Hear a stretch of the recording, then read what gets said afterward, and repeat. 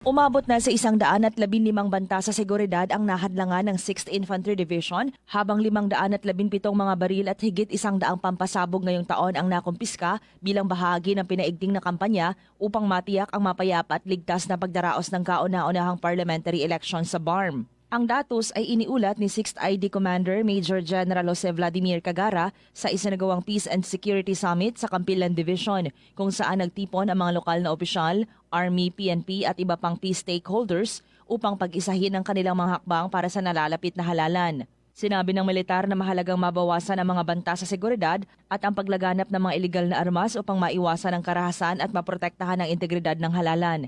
Bilang karagdagang hakbang, magsasagawa sila ng preemptive patrols and Joint Peace and Security Teams o JPST na binubuo ng AFP, PNP at MILF. Walang dalang armas ang mga miyembro ng JPST sa panahon ng election period para mapanatili ang kanilang pagiging neutral. Samantala, sinabi ni MILF CCCH Chairman Malik Karil na ang tunay na kapayapaan ay hindi lamang kawalan ng kaguluhan kundi bunga ng aktibong pagtutulungan, paggalang sa isa't isa at paglilingkod sa publiko. Binigyang diin ni Peace Secretary Mel Senen Sarmiento na ang kapayapaan ang susi sa pag-unlad ng ekonomiya.